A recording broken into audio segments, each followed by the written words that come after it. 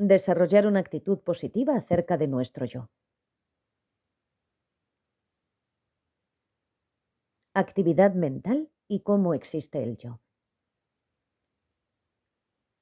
Empezamos nuestra explicación del desarrollo saludable del yo mediante las etapas graduales del Lamrim y vimos que necesitamos diferenciar de forma bastante clara entre el yo convencional y el yo falso, el yo que tiene que ser refutado. Cuando hablamos del sí mismo o del yo, nos referimos a lo que puede ser etiquetado sobre cada momento de nuestra experiencia y todos los diferentes factores, los 5 agregados que conforman cada momento de nuestra experiencia. Cada momento es la experiencia de alguna actividad mental, en otras palabras, lo que sucede, y con esa actividad mental tiene contenido. Hay un objeto que surge como un holograma mental, y hay cierto tipo de cognición de ese objeto en función de la luz, las vibraciones del aire, etc., que pasan a través de las células sensibles a la luz y el sonido que tiene el cuerpo. Y el cerebro, el sistema nervioso y todo eso transforman esas señales, esa información, en una especie de holograma mental. Y eso es lo que percibimos. Así que eso es la actividad mental. Eso es conocer algo. Es la creación de un holograma mental y eso es una cognición de algo. Ya sea un pensamiento o una percepción sensorial, se trata del mismo tipo de mecanismo. Y la cognición de ello está acompañada de algún tipo de conciencia, conciencia mental o conciencia sensorial respectivamente. Esos son unos de los agregados que están involucrados.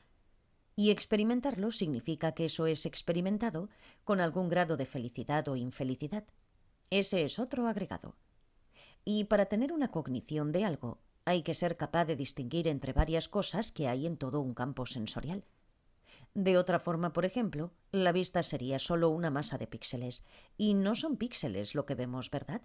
Tenemos que distinguir objetos dentro de ese campo. Y hay muchos tipos de emociones que acompañan esto y mecanismos mentales como la concentración, el interés, la atención, etc. Todo esto está sucediendo momento a momento.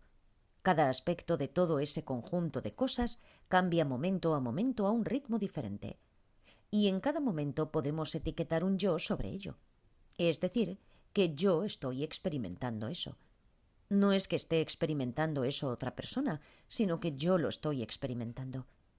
Bueno, podríamos entrar en toda una explicación de cómo existe ese yo, pero el yo es simplemente lo que se puede etiquetar sobre todo eso. Existe la palabra yo. Podría haber también un nombre asociado a ello, en mi caso Alex, pero yo no soy solo una palabra, la palabra yo. No soy solo un nombre, obviamente, pero ese nombre o la palabra yo pueden usarse para referirse a esta experiencia. La experiencia de, debería decir, esta actividad. Y ese yo se refiere a alguien. ¿A quién se refiere? Se refiere a mí, no se refiere a ti, no se refiere a la mesa, se refiere a mí. Bien, eso es el yo convencional, realmente existente.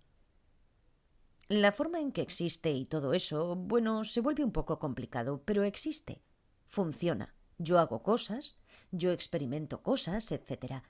Y cuando pensamos en yo a través de la categoría yo. Porque cada vez, en cada momento, lo que experimentamos es diferente. Y, por lo tanto, la llamada base de etiquetado es diferente. Así que aunque la palabra sea la misma, yo, o el nombre sea el mismo, y la categoría yo sea la misma, en realidad el yo convencional es diferente en cada momento en función de lo que se esté experimentando. Por ejemplo, es como en una película. Está el título de la película, ¿verdad? Pero la película no es solo un título. Cada momento de la película es diferente, pero todos esos momentos son esa película. El nombre de la película se refiere a todos esos momentos. Ahora está esa escena de la película, y después está esa otra escena de la película, y otra escena, y otra, y otra. Por lo tanto, está cambiando momento a momento. Toda la película no se produce en un momento, ¿verdad? Así que tenemos este yo convencional. El nombre de la película, el título de la película yo se refiere a la película yo. Hay una película que se está produciendo, la película del yo. Por lo tanto, el yo se refiere a algo. El yo convencional. Existe un yo. Así que ese es el yo convencional. Y si vivimos nuestras vidas con ese sentido del yo, y pensamos en nosotros y funcionamos con este concepto de yo, eso es un yo saludable. Sobre esa base, yo soy responsable de lo que hago. Yo experimento los resultados de lo que hago. Es sobre esa base que ponemos nuestro esfuerzo y fuerza de voluntad para realmente hacer algo, como salir de la cama por la mañana. Necesito levantarme para trabajar o para cuidar de mis hijos. Ese es un sentido convencional, un sentido saludable del yo. Por favor, tomemos un momento para afirmar nuestra comprensión del yo convencional. Nosotros sí existimos. Y recuerden que si están teniendo dificultades con todo este concepto de etiquetar, hicimos ese ejercicio. Intenten pensar en ustedes mismos. Descubrimos que no se puede pensar en yo sin una base, algo que representa ese yo en nuestros pensamientos, ya sea simplemente el sonido de la palabra yo, pensamos yo, o un holograma mental del aspecto que tenemos, una sensación o algo así.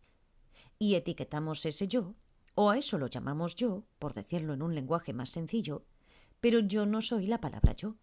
Yo no soy la base, no soy el holograma mental. Existe un yo. Así que esto es de lo que se trata el acto de etiquetado mental. Se etiqueta sobre la base de lo que representa el yo cuando pensamos en yo. ¿Lo entienden?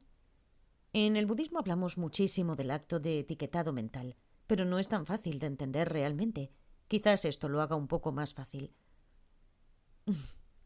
Todo el mundo parece terriblemente serio ahora, pero tienen que pensar en algo para poder pensar en el yo. Lo que sea que piensen, no es el yo, es solo algo que representa ese yo. Así que el yo es etiquetado. Lo llamamos yo. Y así el yo se etiqueta sobre eso. Esa etiqueta se refiere a algo, pero yo no soy el sonido mental de la palabra yo. Por supuesto que no, eso es tonto. Bien, ahora, ¿cómo existe ese yo? Hay una forma real en la cual existe, y hay otra forma imposible en la que podríamos imaginar que existimos. Pero esa segunda forma del yo no podría existir de esa forma, porque es imposible. Ayer puse el siguiente ejemplo. Soy uno de los 7 billones de personas y no hay nada especial en mí y tengo que interactuar y vivir con todo el mundo. Esto es correcto. Soy la persona más especial en el universo y siempre debería salirme con la mía y siempre tengo razón y todo eso. Esto es imposible. ¿Qué es lo que estamos considerando aquí? Consideramos el yo convencional que sí existe. Y consideramos cómo existe. Una es la forma real, la otra es imposible. Por lo tanto, la forma posible, la forma que es real, que es realidad, se refiere a lo que realmente existe.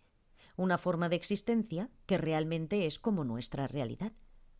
Esa forma imposible de existencia no se refiere a nada de ninguna forma de existencia que sea real. Son nuestras proyecciones, una fantasía de que yo soy el centro del universo, que cualquiera podría ser el más importante en el mundo y siempre debería tener razón y siempre debería salirse con la suya. No se refiere a ninguna forma de existencia que podría suceder. Por lo tanto, hay dos formas de considerar la forma de existencia de esa misma base, el yo convencional. Y sobre el yo falso, lo que es falso de hecho, no es el yo. Lo que es falso y tiene que ser refutado es la forma en la cual imaginamos que existe ese yo. Cuando decimos el yo falso, no existe semejante yo. Se trata de juntar el paquete del yo convencional que sí existe y esta forma imposible de existencia. Se juntan estas cosas como si fueran un paquete y después se le llama el yo falso que no existe. No existe una persona así. Pero si lo observamos de forma un poco más precisa, lo que realmente queremos refutar es esa forma imposible de existencia del yo convencional. Si entendemos esto y hacemos esta sutil distinción, entonces no surgirán preguntas como las que surgieron ayer. Ya sabes, la pregunta fue: ¿quién experimenta la enfermedad física del cuerpo? ¿El yo convencional o el yo falso? Bueno, no existe el yo falso, así que esa pregunta no es realmente precisa en términos del marco conceptual. No es formulada con precisión. Yo experimento la enfermedad. Yo experimento el dolor. No lo hace otra persona. Este es el yo convencional. No puede ser otra persona. El único tema es cómo me concibo yo, que soy quien está experimentando la enfermedad. Pensamos en nuestro yo en términos de, bueno, no soy el único que ha experimentado alguna vez la enfermedad. Hay un montón de otras personas que la han experimentado. Ha surgido de causas y condiciones, por lo tanto va a cambiar momento a momento, porque las causas y condiciones que lo generaron están cambiando momento a momento. Como no hay nada que nuevamente genere la enfermedad momento a momento, ya que surge de causas y condiciones cambiantes, en algún momento se terminará. Por lo tanto, sobre esa base, tengo paciencia, etc., para lidiar con ello de forma saludable. Si no, consideren la proyección exagerada de cómo yo existo. Soy la única persona en el universo que ha tenido esto. Pobre de mí, soy la víctima. Todo el mundo debería sentir lástima por mí. Todo el mundo debería prestarme atención porque soy tan miserable. Bueno, ¿cuál es la causa de eso? Quiero decir, eso es pensar en términos de una forma imposible de existencia. Aún es el yo convencional quien está experimentando la enfermedad, no es otra persona. Miren, es muy importante que cuando explicamos este tema del yo convencional en contraposición al yo falso, no los concibamos como el yo bueno y el yo malo. Ya saben, este es el yo malo y es estúpido, no sirve para nada. Y este es el yo bueno, el convencional. Si empezamos a pensar de esa forma nos confundiremos. Tendremos ideas equivocadas en términos de cómo lidiaremos con este tema, de cómo superamos el sufrimiento. El tema realmente es qué pensamos de nuestro yo, cómo imaginamos que existe. Este es el tema. El tema no es el yo. Hay un yo, ¿de acuerdo? Piensen sobre esto. Pero se trata de nuestra actitud. Quiero decir, si piensas que el problema es un yo falso que tienes que expulsar de tu cabeza, eso es bastante extraño. Algo como un invasor espacial que está dentro de tu cabeza, un monstruo que tienes que expulsar. No estamos hablando de eso. Hablamos de cambiar nuestra actitud. Cambias tu actitud sobre ti mismo mediante la comprensión. Esto es de lo que se trata todo el budismo. Para usar una terminología diferente, piensas que el problema es tener un ego. Y así es como concibes un yo falso. Bueno, simplemente tengo que deshacerme de mi ego. De otra forma, estoy en un viaje del ego. Así que ese es realmente el problema, tener un gran ego. Y ahora tenemos esta campaña para deshacernos del ego. Esta es una idea completamente equivocada del camino budista. No es de lo que estamos hablando. Así que, por favor, piensen sobre esto, porque creo que la mayoría de nosotros, al provenir de un entorno occidental con cierto entendimiento de psicología, según las teorías occidentales, sobreimponemos eso en el budismo y pensamos que eso es de lo que estamos hablando, deshacernos del ego. No es eso. Nos deshacemos de una actitud, una comprensión equivocada de cómo existimos. Así que no piensen en términos de esa terminología, ego, no ego y todo este tipo de cosas, porque eso solo los confundirá. Por favor, digieran esto, es mucha comida para digerir. Pasar de un marco conceptual occidental a uno budista. Bueno, creo que tardaremos un poco en descondicionarnos de analizar y pensar en términos de un marco conceptual occidental. ¿Cómo nos acercamos a las enseñanzas budistas y qué hemos aprendido en nuestra vida de antemano? Tenemos un marco conceptual occidental en términos de, por ejemplo, la psicología, o podría tratarse de una religión occidental. Existen muchos tipos de marcos conceptuales que hemos adquirido a lo largo de nuestras vidas antes de estudiar budismo. Así que, naturalmente, intentamos dar sentido a lo que escuchamos. El proceso de escucha del Dharma, en términos del marco conceptual con el que ya estamos familiarizados. Esto nos conduce a una comprensión equivocada. Necesitamos aprender el marco conceptual budista. Por esta razón, el estudio de las enseñanzas budistas y todas esas listas, los 51 factores mentales, los 5 agregados y todas esas cosas, no son información inútil. Proporcionan el marco conceptual dentro del cual podemos analizar y comprender los aspectos más profundos de las enseñanzas budistas. Intentar entender las enseñanzas budistas fuera de ese marco conceptual, en términos de un marco conceptual diferente, simplemente no encaja. Pero tampoco es que empecemos nuestro estudio con un marco conceptual totalmente nuevo, obviamente. Por lo tanto, la mejor actitud que se puede tener, la actitud óptima que hay que tener, es aceptar que mi comprensión inicial de las enseñanzas budistas, mediante mi marco conceptual occidental, es simplemente provisional. Deberé revisarlo según vaya profundizando en mis estudios y no me apegaré a él. Para revisarlo no hay que estar apegados. De otra forma nos aferramos a ello e insistimos en que esa es la única manera de comprenderlo. Cada uno de los marcos conceptuales puede ser válido. No estamos diciendo que los marcos conceptuales occidentales para el análisis, tales como la psicología, etc., sean estúpidos o inválidos. Son válidos, pero puede haber muchos marcos conceptuales para la comprensión del mismo fenómeno, el cual es básicamente nuestra experiencia de la vida. Así que si queremos realmente beneficiarnos de las enseñanzas budistas de forma óptima, necesitamos acercarnos a ellas a un nivel más y más profundo, lo cual nos conducirá a comprensiones progresivamente más y más profundas. El marco conceptual es simplemente una herramienta útil, pero elijan los correctos, elijan los apropiados. De acuerdo, ahora el yo convencional existe. Eso es a lo que se refiere la etiqueta yo sobre la base de los momentos siempre cambiantes de nuestra experiencia personal. Y vimos que independientemente de nuestro marco conceptual previo, en términos de desde hace cuánto tiempo existe el yo, cuando lo analizamos realmente de forma seria, pensamos en términos de un yo eterno, como en el ejemplo de estoy muerto. Bueno, ¿cómo puedes estar muerto si no eres nada? Si no eres nada, ni siquiera puedes conceptualizar yo estoy muerto, porque no hay un yo que esté muerto, ¿verdad? Así que quizá no tengamos claro que nos concebimos de esa manera, como si fuéramos eternos. Pero bueno, en realidad eso es lo que pensamos. Las enseñanzas del Lamrim. Bien, ahora observemos las enseñanzas del Lamrim. El yo convencional que es eterno, ¿cómo trabajamos con ello? ¿Cómo lo desarrollamos de una forma saludable para que podamos realmente superar nuestros problemas?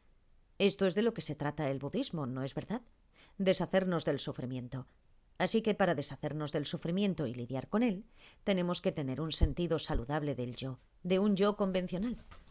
Si necesitamos un sentido saludable del yo que se responsabilice de nuestra vida y que tenga cierta fuerza de voluntad para dirigir lo que hacemos, vimos que si no tenemos eso, no podemos ni siquiera levantarnos de la cama por la mañana para cuidar a los niños o ir al trabajo. Si ese es el caso, ¿cuánto más necesitamos un sentido saludable del yo para recorrer el camino espiritual hacia la liberación y la iluminación? La preciosa vida humana. Empezamos con la preciosa vida humana. Si tenemos un sentido eterno del yo, entonces lo que tenemos ahora, esta oportunidad de la preciosa vida humana, es muy, muy valiosa. Es increíble, fantástica. Tenemos que usarla. Por lo tanto, con los pensamientos sobre el precioso renacimiento humano y su apreciación, ¿qué es lo que desarrollamos? Desarrollamos una actitud constructiva hacia nosotros mismos. ¡Qué afortunado soy! ¡Qué increíble que esté experimentando esto! Estoy experimentando un renacimiento humano. Así que empezamos a tener una actitud positiva hacia nosotros. Un amigo mío que es maestro budista hace que sus estudiantes realicen un tipo de ejercicio muy potente para apreciar la preciosa vida humana que tienen. Hace que sus estudiantes lleven una venda de color negro opaca en los ojos durante todo un día y pasan todo el día como una persona ciega. Después, al quitársela, valoran cuánto aprecian el hecho de poder ver. Se trata de un ejercicio realmente potente. Quizás lo tengan aquí, pero en Berlín tenemos algo que se llama restaurantes ciegos, en los cuales entras y todo está 100% oscuro, y tienes que comerte la comida de esa forma. Intentas comer en la oscuridad total. También había una exposición museográfica en la que todo estaba en la más negra oscuridad. Había un mercado y se tenía que intentar hacer la compra a ciegas. Entonces empiezas a apreciar lo que tienes, simplemente una cosa tan sencilla como la vista. O con unos auriculares o tapones para los oídos muy aislantes que puedes ser sordo durante un día. ¿O qué me dicen de estar en una silla de ruedas durante un día? Estas cosas son para nosotros una demostración muy potente de cuán afortunados somos al tener un respiro. Tenemos una libertad temporal de tales situaciones. Esto no significa que las personas ciegas o sordas no puedan seguir el Dharma y mejorarse. Hoy en día es posible, pero es mucho más difícil. Así que si no tenemos ese desafío, somos mucho más afortunados. Y si somos ciegos o sordos, pensemos qué afortunados somos de no tener desafíos más grandes. Así que no tenemos que experimentar los reinos inferiores y ese tipo de cosas. Simplemente imaginamos que tuviéramos parálisis cerebral y nuestra cabeza se estuviera tambaleando todo el rato. ¿Cómo seríamos capaces de leer?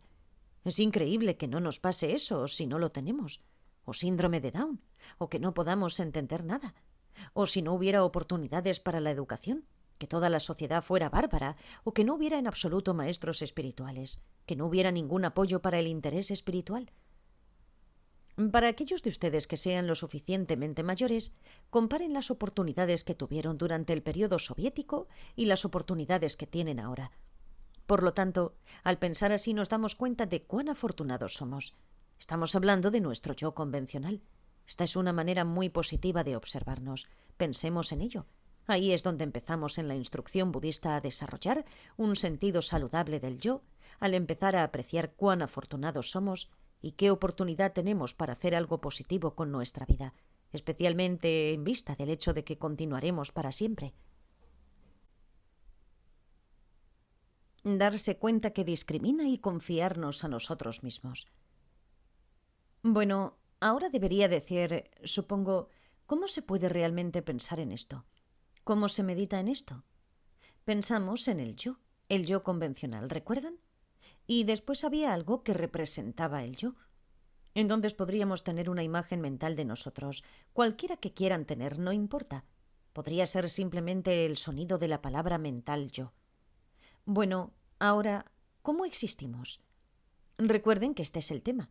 Lo que es correcto y lo que es imposible o incorrecto. Ahí hablamos de lo incorrecto porque podría ser posible.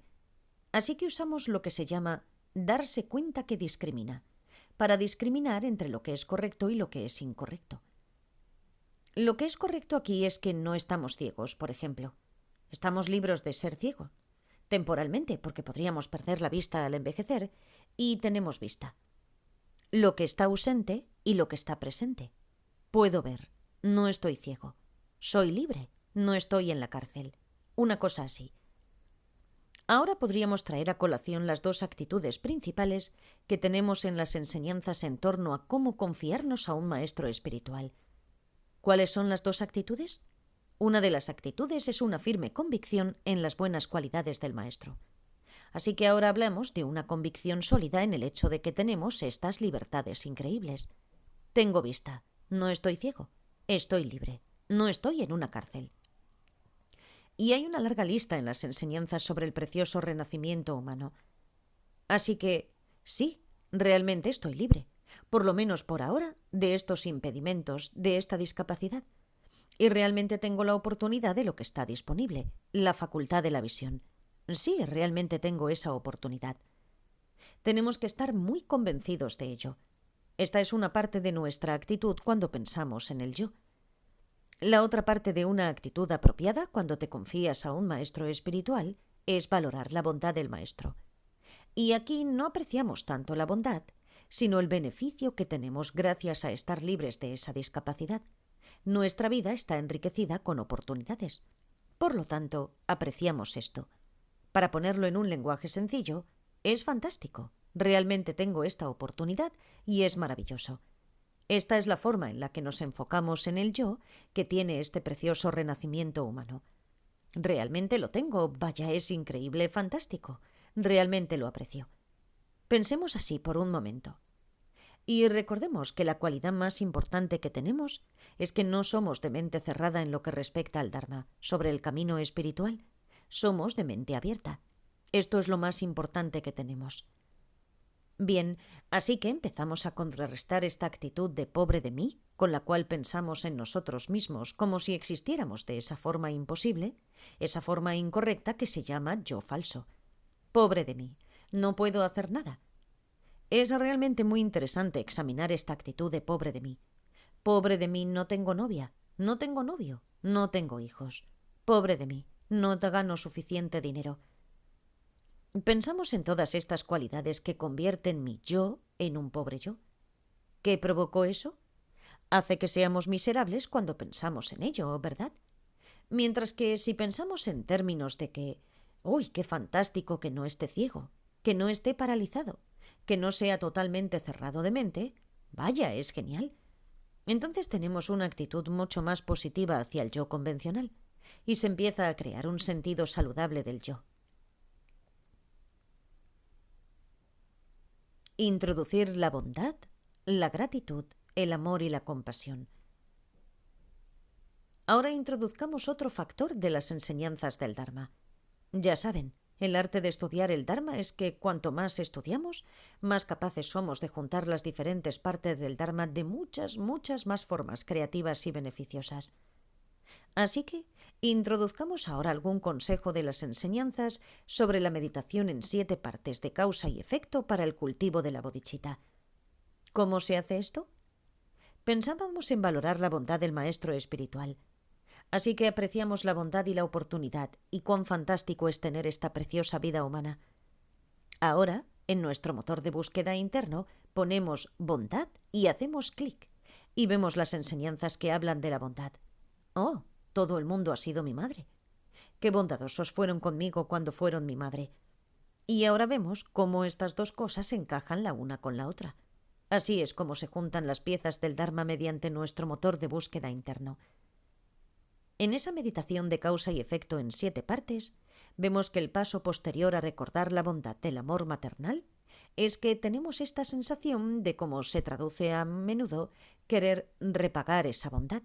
Pero eso suena a que estoy en deuda y soy culpable si no repago esa deuda y demás. Esa es una idea equivocada. Realmente la actitud es de ¿eres tan bondadoso conmigo? ¿Estoy tan agradecido? Es gratitud. Y dado que te sientes muy agradecido, te gustaría ser bondadoso. Pero el estado mental de eso no es tener una deuda. El estado mental es la gratitud. Aprecio que tenga esta vida humana. Estoy agradecido. ¿Y qué es lo que automáticamente surge cuando sentimos esta gran gratitud y apreciación en el contexto de reconocer a todo el mundo como nuestra madre en alguna vida pasada y recordar la bondad del amor maternal que hemos recibido? El amor reconfortante, que cuando ves a alguien simplemente reconforta tu corazón. ¡Ay, qué maravilloso es verles! Sería realmente terrible si algo malo les ocurriera. De la misma manera, si aplicamos esto a la meditación sobre la preciosa vida humana y pensamos en términos de «vaya, son tan fantásticas estas oportunidades que tengo», entonces estamos agradecidos por ello. Lo valoramos. Y cuando pensamos en nosotros mismos tenemos una actitud positiva. Nos sentimos bien con nosotros mismos. Esto es muy importante. En las meditaciones para desarrollar la bodhicitta, lo siguiente es el amor, el deseo de que los demás sean felices y tengan las causas de la felicidad. Y la compasión, el deseo de que estén libres del sufrimiento y las causas del sufrimiento. Igualmente, debido a tener esa actitud reconfortante hacia nosotros mismos, porque apreciamos muchísimo esta libertad que tenemos, estas oportunidades, eso conduce a estar más interesados por realmente tengo ganas de ser feliz y tener las causas de la felicidad y estar libre del sufrimiento y las causas del sufrimiento. Así que ese interés conduce a una responsabilidad sobre estas cosas. ¿Pueden seguirlo? Tener presencia mental de la muerte. Ahora, por supuesto que la situación que tenemos, estas oportunidades que tenemos, no durarán. Vamos a morir. Esta es la realidad. Así que vamos a perder esta oportunidad. Tenemos que aprovecharla mientras la tengamos. Es como cuando estás en la cafetería y cierra a las 2 en punto, y más te vale que te comas la comida antes de las 2 porque más tarde estará cerrado y no habrá comida disponible. Aprovecha esta oportunidad que tienes, esa ventana de oportunidad, antes de que se cierre. Es bastante claro. Y aquí ni siquiera tenemos que pensar exclusivamente en la muerte. ¿Qué me dicen de la vejez? Necesitamos aprovechar esta oportunidad antes de que empecemos a perder la memoria, antes de que la vista empeore, de que el oído empeore y tengamos menos energía para hacer cualquier cosa, etc. Existe ese sufrimiento de la vejez y de la enfermedad, no solamente el sufrimiento de la muerte. Cuando tienes 20 o 30 años, la vejez parece muy lejana, pero cuando tienes mi edad, ahora tengo 68, Empiezas a tomarte muy seriamente la pregunta de cuántos años de vida productiva te quedan. Nunca sabes lo que va a pasar. Así que desarrollamos un sentido de interesarnos por lo que nos sucede y lo que experimentamos no solo ahora, sino también en el futuro. Esto es muy importante en términos del desarrollo de un sentido saludable del yo. Tenemos una actitud positiva hacia nosotros porque apreciamos lo que tenemos y me gustaría ser feliz, pero no solamente feliz ahora, sino también en el futuro porque me interesa lo que pasará. Estas oportunidades que tengo ahora no durarán.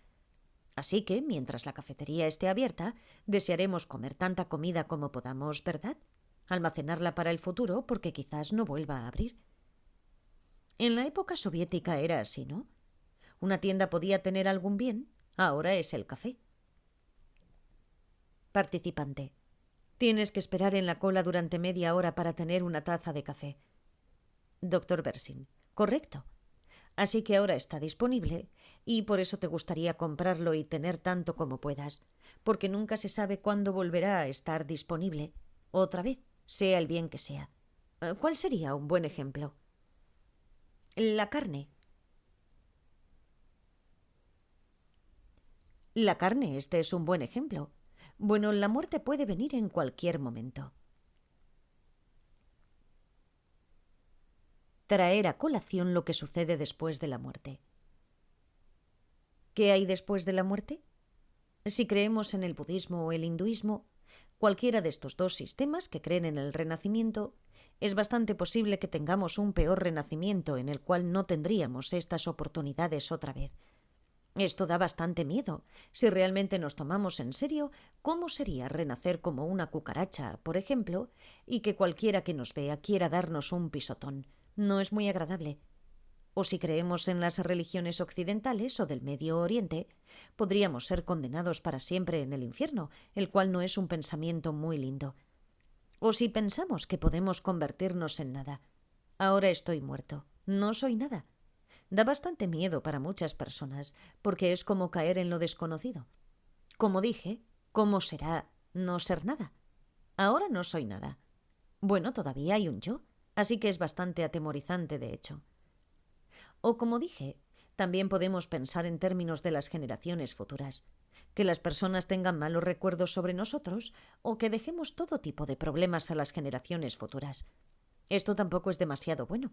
A ninguno de nosotros le gustaría ser recordado como una persona horrible, ¿verdad? Así que esta meditación en términos de los peores renacimientos después de la muerte puede ser muy útil para, de nuevo, desarrollar este sentido saludable del yo, que realmente nos gustaría evitar eso. Si estamos agradecidos por las oportunidades que tenemos esa sensación reconfortante hacia nosotros mismos de que queremos ser felices. Como resultado de eso, naturalmente nos gustaría evitar, de ser posible, que nos suceda algo horrible después de la muerte. Así que queremos hacer algo para evitarlo.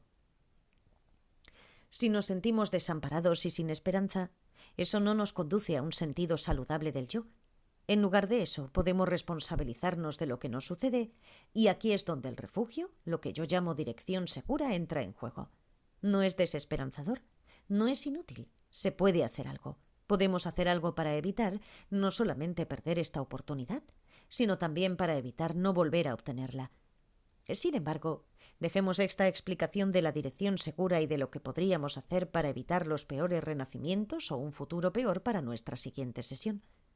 Con el poco tiempo que queda, recibiremos preguntas si es que tienen alguna. Preguntas. Situaciones difíciles de prevención del sufrimiento. Pregunta. Al hablar del sufrimiento de los demás y la forma de aliviar este sufrimiento, si, por ejemplo, nos encontramos delante de una situación en la cual la única forma de aliviar el sufrimiento de un pájaro hambriento es alimentarlo con un gusano, ¿cómo percibimos eso? Esta no es una situación fácil, obviamente. Cuando se da el caso de que o salvo la vida de mi hijo o salvo a los gusanos parasitarios del estómago del hijo, está claro que salvamos la vida del hijo porque el niño puede hacer mucho más para beneficiar a los demás en el renacimiento humano que lo que puede hacer esa continuidad mental que ahora se encuentra en la forma de un gusano. Así que está bastante claro cómo se hace la distinción. Pero cuando se trata del ejemplo de una araña o una mosca, O, como decías, de un pájaro y el gusano, ya no está tan claro lo que deberíamos hacer, cómo elegiríamos, ¿verdad? Observemos unos ejemplos de la literatura budista. ¿Cómo abordó el Buda esta situación en una vida pasada? En una vida pasada, el Buda se encontró con una tigresa hambrienta con sus cachorros hambrientos. ¿Y qué hizo el Buda? El Buda se dio de comer a la tigresa hambrienta. O Asanga se cortó un trozo de su pierna para dar de comer a los perros, etc. Estos son los ejemplos de grandes bodhisattvas. Y entonces examinamos. ¿Estoy a un nivel en que pueda hacer eso? Si piensas en términos de lo que puedes hacer, considera su efecto kármico. Por un lado, salvar la vida de un gusano o una mosca, y además evitar que la araña o el pájaro creen el karma negativo de matar. Estas son dos cosas positivas en términos del karma, ¿verdad? Y si no hacemos nada cuando se puede hacer algo, bueno, entonces la mosca pierde su vida, o el gusano pierde su vida, y el pájaro o la araña crean el karma negativo. Así que, ¿hay algo positivo que podamos hacer? Bueno, evitar que la araña o el pájaro se mueran de hambre. Podría encontrar algún otro tipo de comida en otro lugar. Así es como se analiza. Si tienes una pregunta como esta, necesitas ser capaz de analizar. Esto es lo que estoy diciendo. Si tienes el marco conceptual del budismo para ser capaz de analizarlo, puedes averiguar qué hacer. Y aquí lo que usamos son las enseñanzas sobre las consecuencias kármicas, causa y efecto. Es decir, ¿cuál sería la consecuencia kármica de una elección frente a otra elección? Y después discriminas entre las dos cosas. ¿Cuál es de karma más negativo? ¿Cuál es de karma más positivo? Así se decide. Piensa en esto. Egocentrismo y un sentido saludable del yo. Pregunta. Con relación al momento en que más o menos pensamos en los beneficios de un precioso renacimiento humano y después desarrollamos esa sensación amorosa reconfortante hacia nosotros y entonces empezamos a estar preocupados por nuestro bienestar, ¿eso no va en la dirección del egocentrismo? Sí, definitivamente va en la dirección del egocentrismo, pero no es un error. Cuando trabajamos con un yo saludable, un sentido de yo saludable frente a un sentido exagerado del yo no saludable, tienes que crear primero el sentido saludable antes de deconstruir el sentido no saludable. Por eso siempre se recomienda no enseñar el vacío a niños o jóvenes adolescentes quienes todavía no han establecido realmente un sentido saludable del yo. Igualmente, no se enseña a personas que estén seriamente perturbadas emocionalmente y no tengan un sentido saludable del yo. Esto es porque, si desde el principio empiezas a desconstruir cualquier sentido del yo, cuando estas personas no tienen un sentido saludable y constructivo del yo convencional, se quedan sin nada y esto es muy dañino. Así que, cuando recorres el Lam-Rim como principiante, formas este egocentrismo. Estás construyendo un fuerte sentido del yo y todo eso. Eso está bien porque en etapas posteriores deconstruirás cualquier exageración que se arroje sobre eso. Pero tendrás una base saludable que sigue ahí. Porque recuerda, tal y como dije, esa base saludable es el yo convencional. Así que es nuestra actitud hacia el yo convencional lo que tenemos que trabajar. Primero tienes que afirmar que tienes un yo convencional y tienes una actitud positiva hacia él antes de que empieces a deshacerte de la forma incorrecta de considerarlo. Por esta razón, decía que existen dos niveles de recorrer el Lam-Rim.